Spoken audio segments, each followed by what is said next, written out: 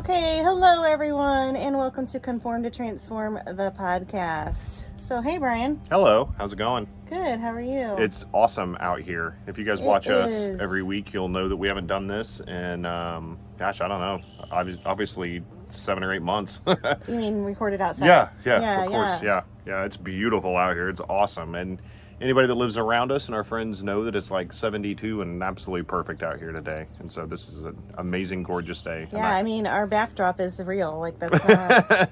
that's not fake. Filter. Like, that's Nope. legit our background Nope. right now. So how beautiful is that? It's like God's That country, is as amazing. they say. Yeah. Yeah, it is, for sure. So how was your week this week?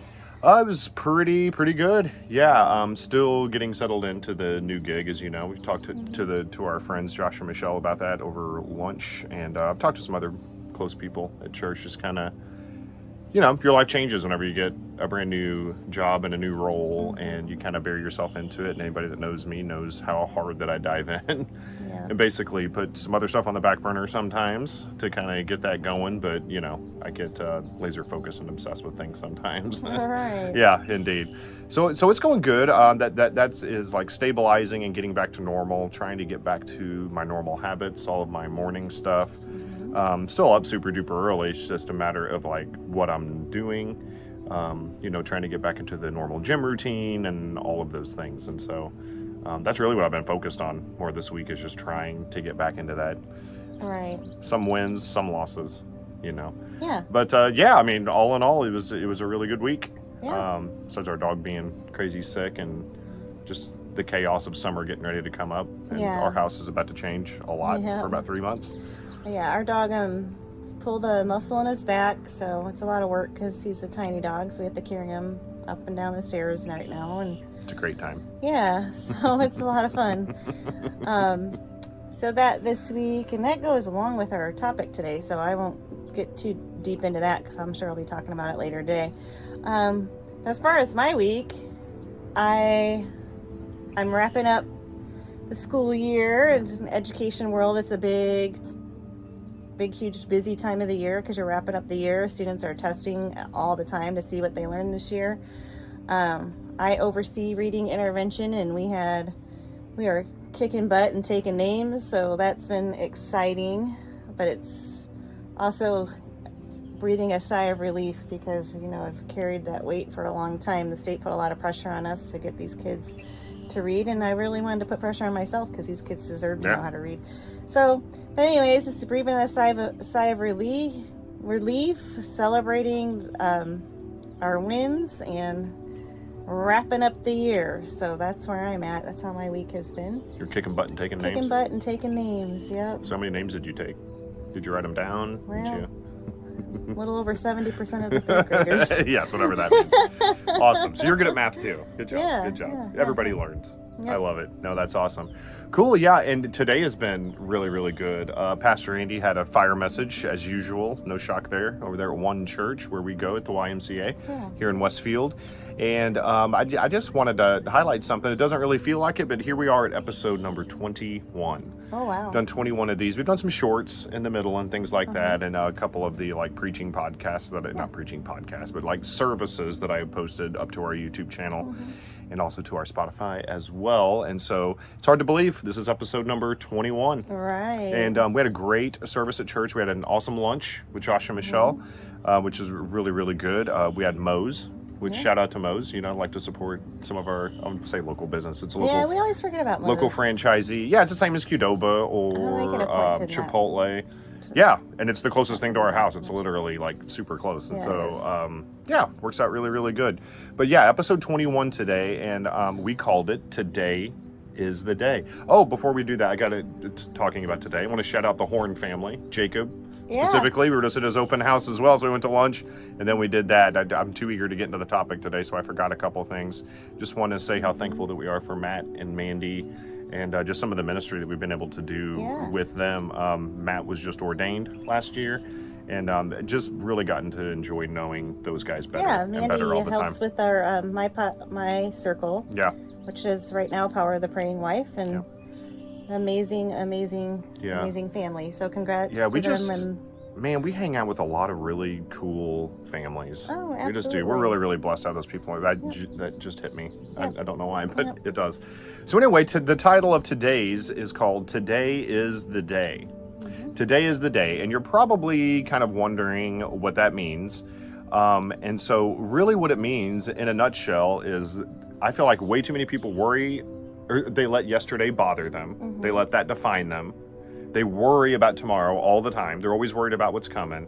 And it's really hard to stay focused. And part of my recovery was focusing on... I think most people do. Yeah, and that's why this is so near and dear to my heart. It's one of the enemy's biggest weapons. Yeah, is indeed. Anything that is negative or fearful is the enemy speaking, and anything that is the opposite of that is God speaking. Yeah, and you live with me. I think you can. It's so hard to decipher the difference. It really is. I've gotten good at it. The enemy's good at what he does. Yes, and I think you'll agree with this, just living with me, obviously, but something that I got really, really good at. You know, like when people go to AA and all of that, one day at a time.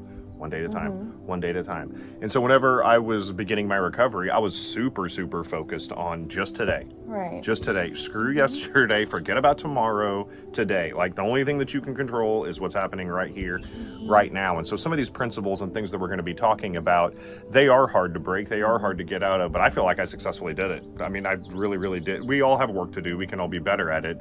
But I feel like I'm really good at not letting my past define me. It doesn't. Like, I don't let that bother me, and I tend to not worry about the future very much. I mean, everybody does, just like you said, it's human nature, but yeah, so like these principles and stuff that we can use today, it takes practice. Mm-hmm. Human nature is to not do these things, and so the goal is definitely to do that. And so we want to live fully in the moment that God has given us and not be dragged by yesterday or paralyzed by the future as well. Instead of, I mean, and I'm sure you've met people like this too. They think about something that's going to happen 3 Thursdays from now, and it wrecks every single day between now and then. I think depending on the situation, that can be anyway. Like the enemy's always going to have that over you, and I don't think that anybody can completely beat that without leaning into God. I agree. Ever. Yeah. And I think that it's going to be a battle that people have forever. Like, I don't think that's something you overcome.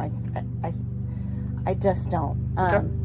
I think that the difference isn't overcoming it. The difference is knowing what to do with it. Yeah. And knowing that you can give it to God, and God wants to carry that cross for you. Like, legit, he wants to carry your burdens for you.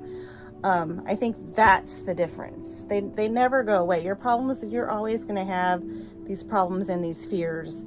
The difference between being without God with them and being with God with them is giving them to God and trusting that God's going to take care of them. It's also focusing on today. People just take that for granted. Well, yeah. Yeah, they hang on to things that happened 10 years ago. Too. Yeah. But I'll give you my example for this week. Just working in public education as anybody right now, but especially as a Christian, has been really tough. If you watch the media, you know that public ed is under attack, and I'm just going to be really frank. Sometimes I feel persecuted by fellow Christians, and that's terrible. But I do, and public ed has been my ministry, and it's a ministry God has called me to, and I've been faithful to that ministry.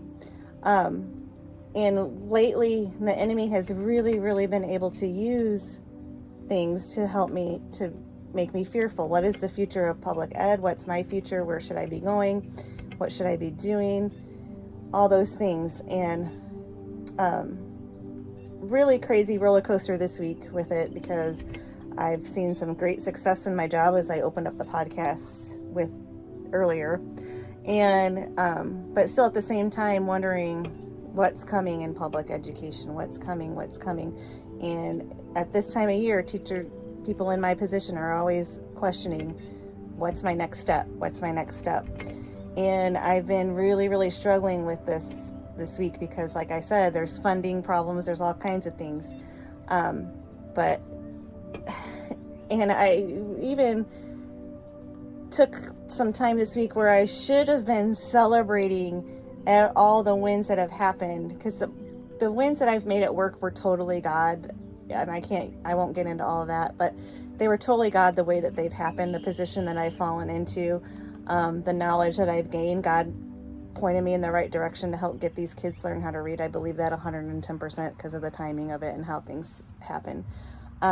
So then I've been nervous. The enemy has been, hey, what's going to happen? And God legit put a rainbow right over my elementary school. I'll have to try to share that with you guys in the comments. But yeah, a rainbow completely over my elementary school when I prayed the day before, just for discernment and knowing what to do, knowing where to go from here. And I still don't know what that means. I just know that was God's wink to me that I'm doing a good job and that to trust him. Yeah. To trust him. Yeah. Now, I don't have to know the answer right now, but I do know that he's taking care of me and I need to trust him. And he gave me that rainbow like the next day after I prayed, because I was just like so happy that these test scores are coming in and we're making a difference. But also, we got bad news with what Indiana's doing with their funding for schools this week. It's just this always like up and down thing. But God showed me that rainbow to say, trust me in this. Trust me. Nice. Yeah, that's a terrific example. Yeah. Yeah. So, sorry. No, don't be sorry. No, that's really, really good. It's just more of a calling for us diving in here to part one of what we're going to talk about. Mm-hmm. And that is that we have a calling, really, as Christians, to focus on eternal things. Yeah. It's biblical. Like, we're told to do this. Colossians chapter 3, verses 2 through 4, it tells us to set your minds on things above, not on earthly things. Mm-hmm. And so that's hard to do because earthly things are right in front of our face. It's what we see, smell, hear, touch, and feel.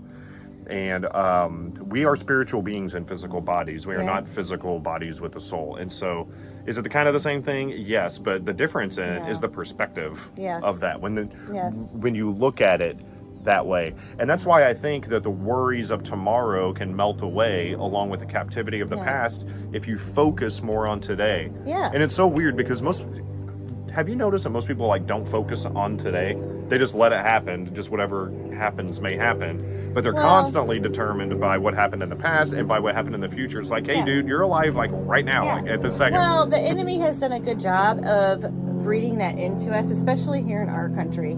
Our country, follow the American dream, blah blah blah. Well, if you have a dream that you're trying to achieve, guess what? You're always thinking about the future.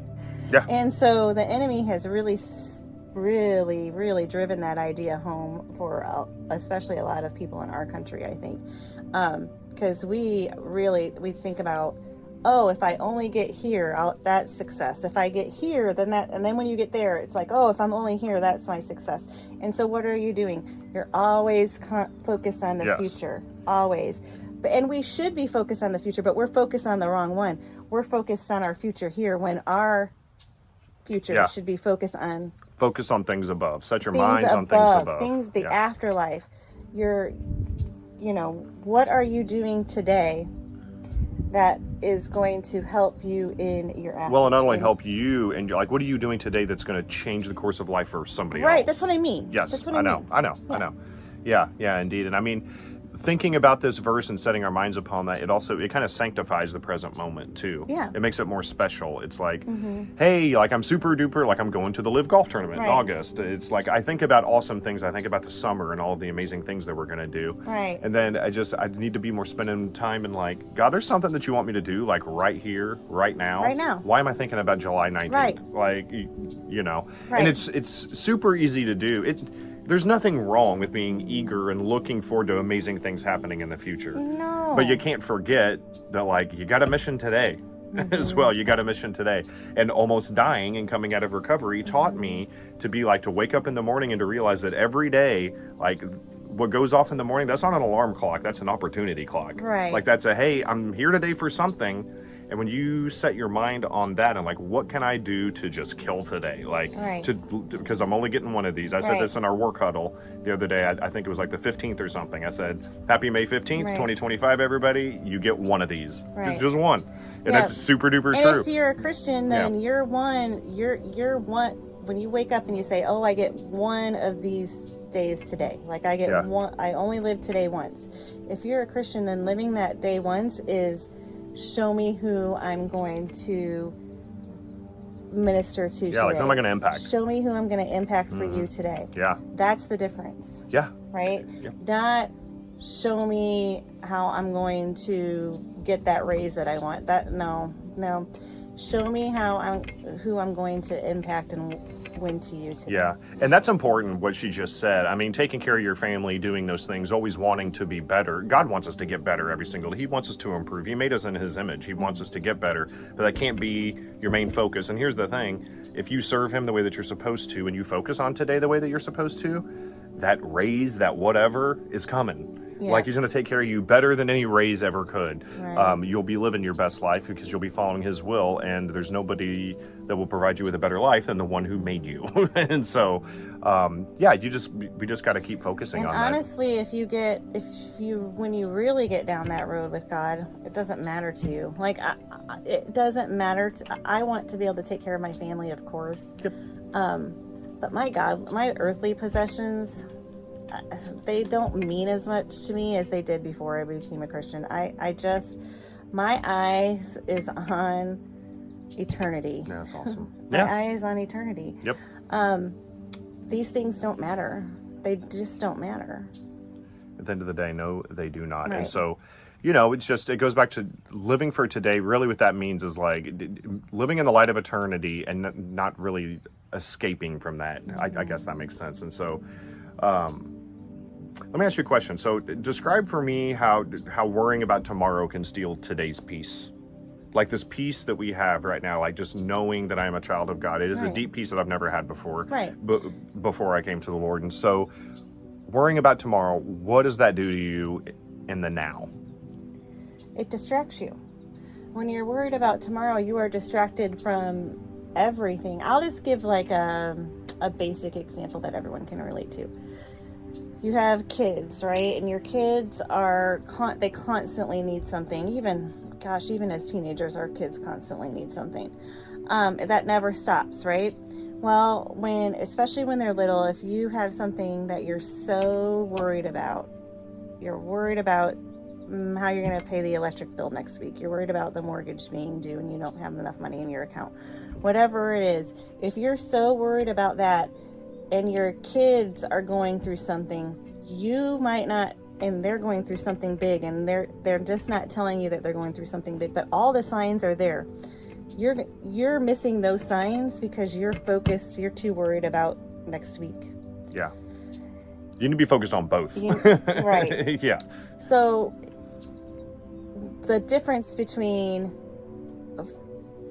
not worrying about your problems tomorrow, it brings you more awareness into God can talk to you about what he needs you to do then. Yeah, if not, you're too distracted, worried about other things, just like the example that I just gave you. Yeah. Well, and also what it can do is it makes you not grateful for what and we're going to get into it. It's part of the topic here. You don't appreciate what you got right now. Because like you're so worried about everything and complaining about what you don't have that you're not realizing that if you just take a look around you, life is pretty sweet already. And so it takes gratitude away. It takes thankfulness away. Right. And then, it can distract you from the mission that God has called you to do that day. Right. Like God had a plan for both you and I when we got out of bed this morning. Are we going to let him do that? Right. It's pretty profound and crazy to think about whenever you think about it. I love how our topics are so simple, but you can expound on them for days. Yeah. It's just pretty wild. And so, and so that kind of wraps up the first part that I really wanted to talk to. I kind of want to shift gears over into how we should be numbering our days with wisdom.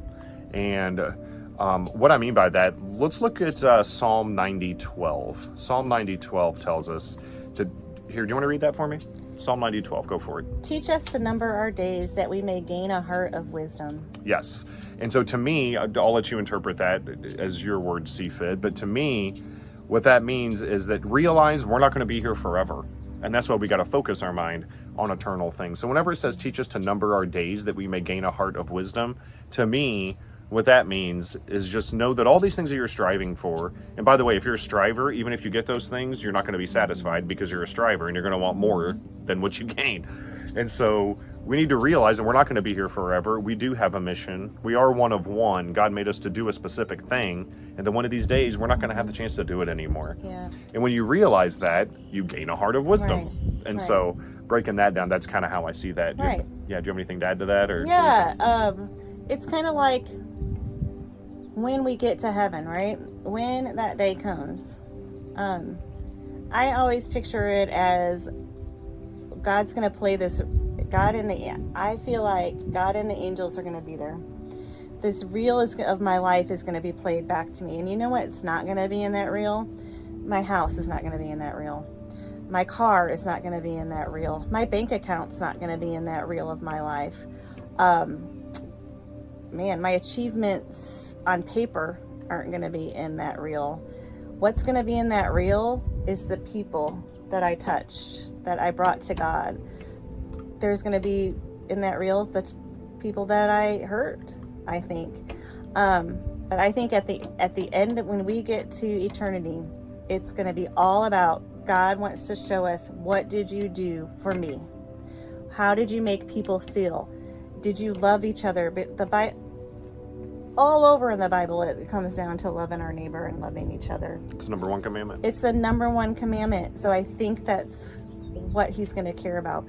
So if you start living your life and convincing yourself, hey, when I get to eternity, it's not about my house. When I get to eternity, it's not about my bank account. When I get to eternity, it's not about the car that I drove.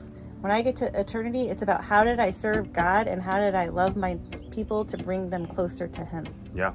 No, the Bible's very, very clear that every single one of our thoughts, every word that comes out of our mouth, everything that we've ever done will be revealed. Like every single bit of it, everything. So, yeah, super sobering thought right there to think about. And at the end of the day, we're washed by the blood of the Lamb. So whenever he sees us, he sees his son as well. So that's the good news at the end of that terrible story, because I've done some really, really awesome things and I've done some really, really not so awesome things. Right. So yeah, I mean, it's sobering. It's kind of sobering, kind of fearful. Yeah, But it's not something to be in fear of. I think if you know that that's what you're doing and that's how you're starting your day every day, then that's exactly what we're talking about. That takes away your fear of tomorrow. Yeah, I'm not worried about it now. I'm worried about the previous 44 years. Because my end is not here on earth. My end is in eternity. Yeah, this is so there's nothing that can happen here on earth that's going to stop me from getting to the eternity, because I'm already there. God is my Savior. He died and rose again for me, and I believe that, and I'll declare that. And I've been forgiven. Yeah. So I don't have to fear things that happen here on earth, because I know what's happening to me. You've never had a thought or said a word that's embarrassing to you? Of course. Okay, that's not what I'm saying. But that's what I meant by fearful. That's the point of our podcast today. Is when you know that your end is eternity and your end is not things here in this earth, then it makes it easier so much easier. Yes. Yeah, and that's what this verse is all about. Really, it's keep your eye on the prize, I guess, is what we could really sum this up at. And so this verse, really, the way that I see it, it kind of helps us value the day that we're in and not fear its limit either. It's like not being afraid of the day. Every single day is an amazing opportunity. Every single one of them. Right. And you see that a lot more when you almost die. You do start seeing days differently. And what I pray about a whole lot is that I hope that never wears off for me. Right. I still love every single day. People, and it's annoying, I know. It's just like, hey, chipper, way too early, way too much talk, not enough coffee stuff. And so I'm just excited about life like all the time. It's a good place to be. And so I got to focus on this even more. He gets in bad moods. Don't let him fool you. Oh yeah, I get in bad moods all the time. Yeah, I can see her rolling her eyes through her sunglasses, but yeah, me saying that I get excited about every single day, not really super sure why that's annoying to some people, but it is. Annoying. And so it's just to some people, I didn't say you at all, but yes, it does annoy you, and you can say that for sure. Not every single day, but yeah. I don't feel like you're chipper all the time. No, I'm not chipper all the time. All the time around everybody else. It's okay. Guys, I promise he's not like that all the time. Yes, and anybody that knows me knows but I'm not like that all the time. Thank you. That's a disclaimer brought to you by Conform to Transform. Sorry. Indeed. Yes, of course. She's going to sneak those in there.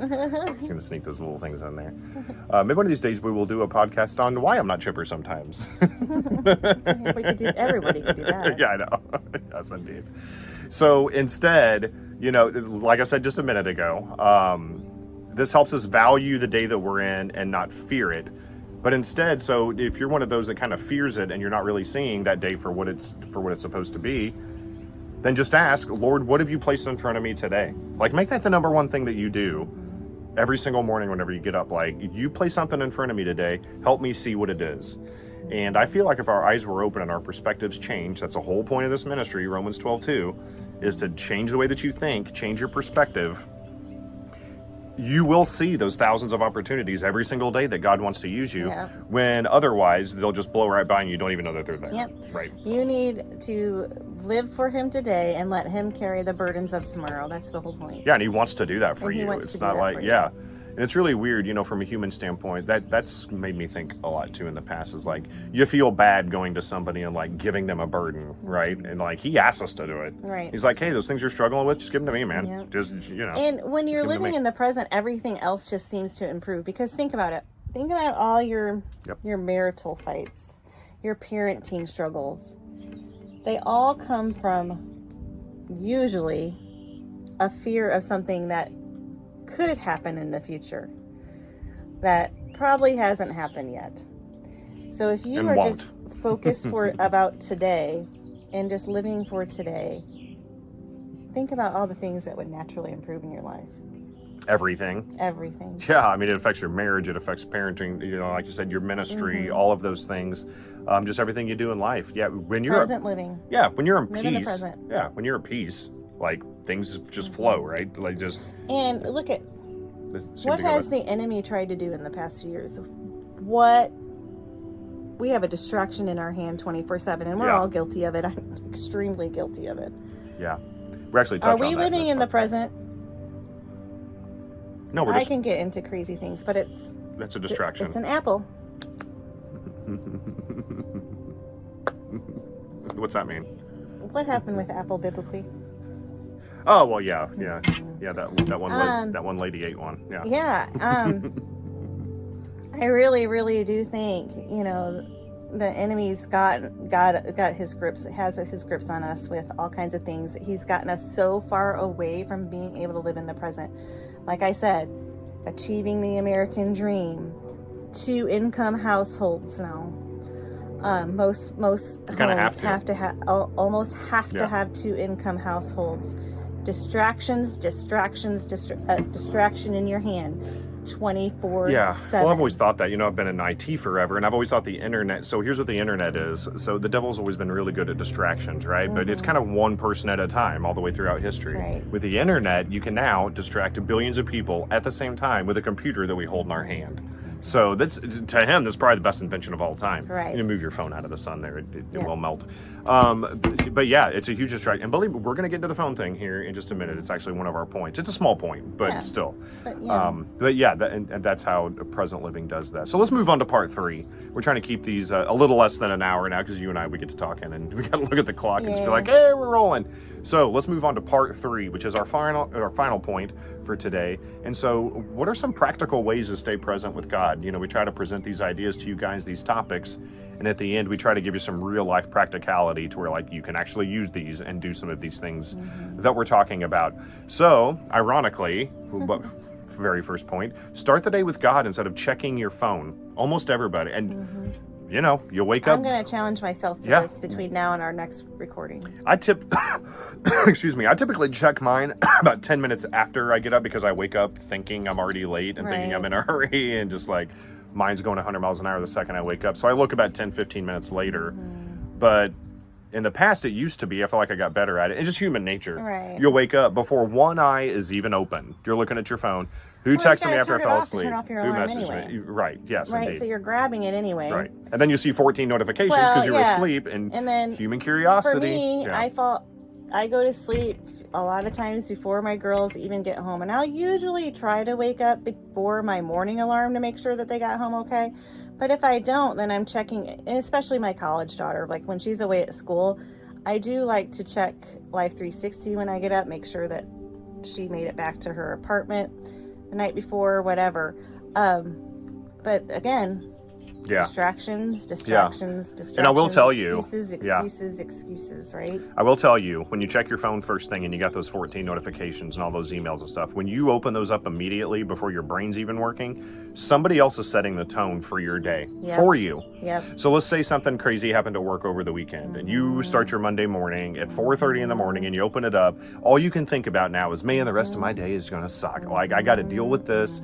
It sets the tone for your day. How about you let God set the tone for your day? Yeah. Like who you are, your identity in Christ. Yep. Start the day with just saying, hey, thank you. Maybe you can show me what I'm supposed to be doing today. Like maybe, and that's a heck of a lot better than opening up your eyes and seeing the world is falling apart. That thousands more people died of fentanyl overdoses, that there's problems at work, that there's problems with your bank account, that there's somebody else sets the tone for you. Worst distraction ever. Yeah. And so something else that you can do, and I picked up on this habit right when my recovery started with it as well, write down 3 things that day that you're grateful for, that you have right now. Not for like, I'm 50% on the way to saving up for my Yukon or something like that. Like, look around in your life. Surely nobody's life is so miserable that they can't list off 3 things that they have in their life that they're grateful for. I feel like everybody on this planet, any circumstance that you're in, there's got to be at least 3 things. And, that takes us to, I'm not endorsing anybody or anything like that, but there's a certain quote that I absolutely love. And what it says, I picked up on this a couple of years ago, again, when the recovery was starting, was this changes your mindset. When you're grateful for what you have, you're always going to have more. Like, you're always going to have enough.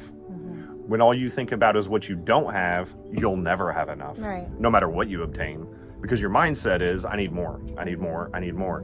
And so starting off that day with God, I rambled on for 3 minutes to say this. Start your day with, let him set the tone for your day, not Google. Make sense? Yeah. Yeah, indeed. And so you mentioned that you're going to take on that challenge as well. And I'm already grateful for my earthly things. I really am. It's not the gratitude part. I'm talking about the phone part. I know. Yeah. I wanted to say this first. I'm grateful for my earthly things already. But I'm even more grateful for the people that God's putting in my life that I get to minister to. That's right.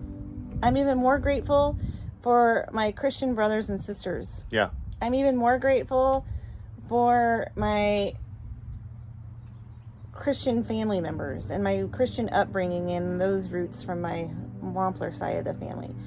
Those are the things that I'm grateful for now.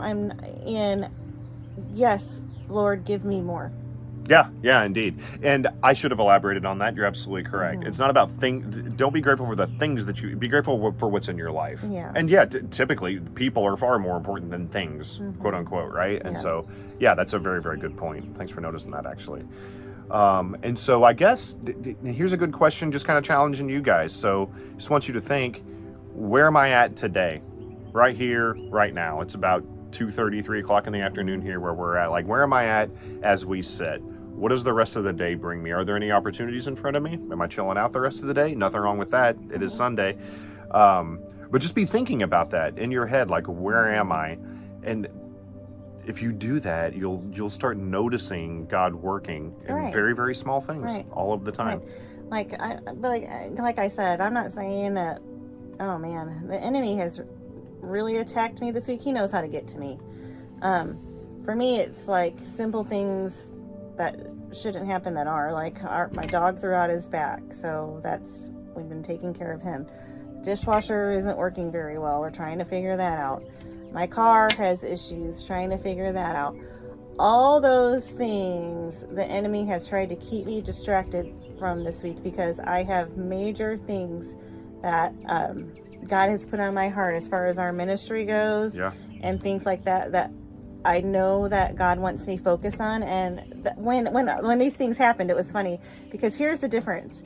When my car started acting up, that was like the third thing.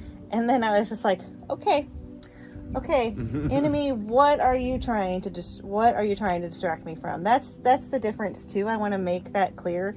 When you start feeling those moments of fear, when you have walked with God long enough, you know that the enemy's trying to put that fear into you to distract you from something that you're doing for God. Yeah. To try to distract you from even hearing his voice. Right. Because guess where you're so focused on that fear that you might not even be remembering to turn to God. Because when you have all that fear, when you have that much going on, I know before we were Christians, we would have been fighting tooth and nail by this point. Yep. With all this going on. Well, human nature is whenever you feel fear, the primal instincts come out just to fix it, no matter what. We would have, like... Yeah. And I can't tell you that I know that my dog is going to be okay today. I can't tell you that we don't need to buy a brand new dishwasher. I have no idea. We're still working on fixing it. And I can't tell you what's wrong with my car and how much that's going to cost today. But we're able to sit here and record. I'm able to minister, and I was able to go to church today. Like, I'm not paralyzed in this fear, and we're not at each other's throats. Yeah. Get to hang out with some great people. We know that it's going to be fine at the end of the day. I know that was the enemy trying to distract me from something, and God's not going to let that happen, so it's going to be fine at the end of the day. And even if there's a little bump in the road, we'll figure it out, because God wants us to give him our burdens, and I've given it to God, and to be at peace no matter what. No matter what. I mean, he even says, talk about the sparrows, like, look, they're not worried about tomorrow at all. And they lack for nothing. Right. They don't. And if so, he wants me to hand wash dishes for a month, maybe it's because I'll be thinking and talking to him there while I'm washing those dishes. I don't know. Well, I'll be a witness that I hand washed dishes last night, of course, and I was just thinking about him the whole time, actually. See? And just grateful for the rest of our house. Maybe it is. Maybe it's like his way of, hey, slow down and talk to me while you're washing these dishes. I do not. Well, I'll be getting a lot of practice in that, so that'll be great. And so, even with all those things going on, you see, we're focused on how amazing of a day that this is, because it's absolutely perfect. It's really gorgeous. We got to go hang out with our amazing church family today. We had lunch with some of our best friends, and we got to watch a young man graduate who we've kind of got to see grow up over the last 2 years, and really, really encouraged and excited to spend more time with him and help be a part of his development as he grows up. There's a million things in front of us that are God things that are awesome. And we could lay down and whine and cry about things that we can't do anything about, or we can know that they're there. We'll handle them like adults. We'll do that. We'll pray about it. And whatever's supposed to happen will happen. And at the end of the day, I mean, even if this kills us, literally kills our human bodies, we still win. So, and when you get eternity is in heaven with God. When you get to that point, that's that heavenvenly peace that we're talking about. When you're like, you know what, it really doesn't matter what happens. Like, it just really doesn't. And that's really an awesome place to be. Yes, it is. It's gotta say. Yes, it is. Yes. Yeah, and so something else that I wanted to touch on, you kind of talked about this, all of the striving and all that other stuff that we kind of go after. Something that I think humans need to realize: God is not waiting for you to become something else. He's not waiting for you to become good enough. He's with you right now, right here, right now, as we speak. You don't have to wait till 3 weeks from now, whenever you tithe so much, or whenever human accomplishments. He's here with you right now, right now. He doesn't call the equipped, he equips the called. Yep, shout out to Pastor Andy for that one. Indeed. Yes, he says that quote all the time, and it still sounds like the first time every time, because it is just so true. And that needs to sit with some people. Like, he doesn't call you out. And now, granted, he may call you out and he may refine you along the way with schooling and with upbringing and human experiences. That's after the fact. But you look at David, little kid. I just watched The House of David on Netflix. Amazing show, by the way. But he'll use absolutely anybody. And my most favorite part of that entire show really was whenever Samuel found David. So Samuel's task was to go out and find the next king of Israel after Saul. Saul was the first king of Israel. And he went looking, and he was expecting to find some huge, mighty warrior. He didn't know who it was. And he gets there, and he sees David and all of his brothers, and he finally finds him. He's like, it's David. It's this little kid. He's the black sheep of the family, the last person that you would expect. And Samuel just walks off and kind of strokes his beard, and he goes, God is funny. Because God is funny. He just does these weird things all the time. He put a rainbow over my school. I mean, he just does weird stuff. He put a fire. Here's my wink to you, Krista. Yeah, that's right. And put a rainbow, a full rainbow. Do you remember the fire truck last Sunday at church? Andy was talking about fire, or something like that, and literally, can't make this up, a fire truck with sirens on goes right by, and he just stopped, and he said, God is funny. Because God is funny. So my point is, he's got something for you right now. You don't have to be good enough, because here's a spoiler alert: you're never going to be good enough. You just won't. And because we're human beings, we do dumb things. It's kind of what we do. And so that's really all that I have to say on that. And I kind of have I have a little prayer that I feel like that people can just kind of say out loud or say throughout the day, just like maybe something that you can commit to memory that I really think will help you out with this. And so just write this down if you're taking notes, or maybe we'll throw it in the comments as well. But I think a really good prayer for this would be, Jesus, show me what matters today. Show me what matters today. And I release yesterday, and I trust you with tomorrow. Release today. I've got some really, really close friends, and I'm sure that you do too. And this is normal. I've noticed this with super duper powerful, strong Christians too. And even Juana has talked to me about it. She's like, don't let this happen to you. Is that you can sit there and you can ponder about the past, and it makes you feel shame and regret and all. And the enemy loves that, because it makes you feel like your salvation's not real. It makes it feel like that you're just a loser. It makes you feel like that. So you got to let go of the past. I know people, it's crippling their life. Like they're Christians, and things that happened 30 years ago, they're like, I just can't let it go. And you're like, you got to let that go. I would say one of the biggest areas that the enemy tries to attack me with in this area is the mistakes I've made as a parent. All the time. And I think that goes for, I can speak for a lot of moms with that. That's one of the enemy's biggest, like I said, anything negative is from the enemy, right? And that's something that the enemy tries on me all the time, is that's so in goofy. the I don't even know how past, that's possible. the things that I've done in the past that that weren't me being the best mom at the moment, right? And you take that on, and that's things that I always have to shut the enemy up on. Yeah, and I struggle with things that other people probably think are silly, because I think that's silly. Yeah. But in your mind, it's real. So, and I tell people all the time, like, your perception of what I'm feeling doesn't change me, like what I'm feeling. Your perception of me doesn't affect my reality. So I'd 100% completely understand where you're coming from on that. So let me repeat that prayer one more time. Jesus, show me what matters today. I release yesterday, and I trust you with tomorrow. Trust you with tomorrow. Like, why would you not trust him with tomorrow? It's absolutely wild. And there's times we dread things, right? Like if we have a test that we don't want to take. I have a Microsoft exam coming up that I'm fairly nervous about. I've got just a couple weeks here left to take it. I know I'm going to do fine. It's going to be totally cool. I'm studying my face off for it. It's what I do. But I'm worried, like for some reason, and I'll be worried throughout the whole thing. And then what's so funny is these things we worry about. First of all, we worry about stuff all the time that never happens. Oh, I know. It never happens. I know. Or you worry about things that are really no big deal, and after it's done, you look back and you're like, why was I worried about that? It's stupid. That happens all the time. All the time. It just makes absolutely no sense. And so we want to invite you as well, whether it's on our Facebook page or on our YouTube, to leave a comment and tell us how this relates to your life. Tell us how that maybe you've gotten really, really good at releasing yesterday and trusting with tomorrow.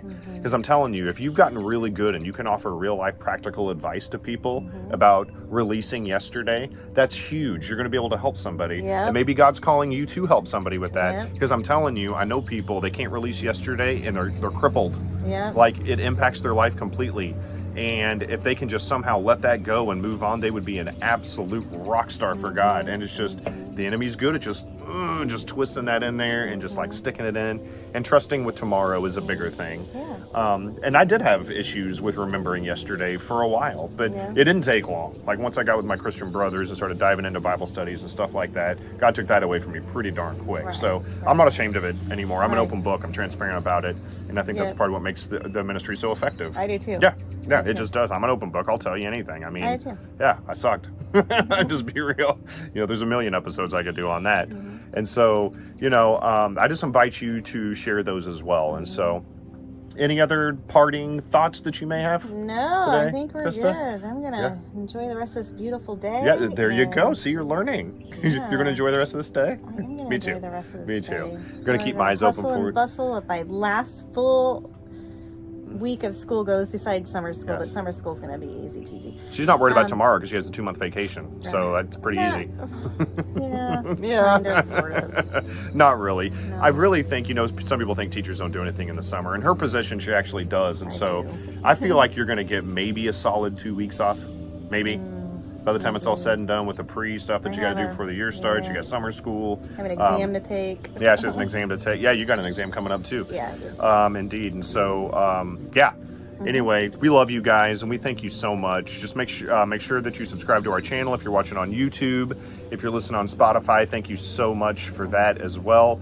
And we are here. We are open. You can direct message us. You can text us. You can DM us. Whatever that you want to do. If you just want to talk, if you want to become involved in this ministry with us, we have some exciting news about some circles that we're starting up here pretty soon. Basically, some gatherings that we can all do together as it correlates with this ministry as well. But we love you guys. We're here for you. And that's it. We'll see you next time on episode 22. Thank you.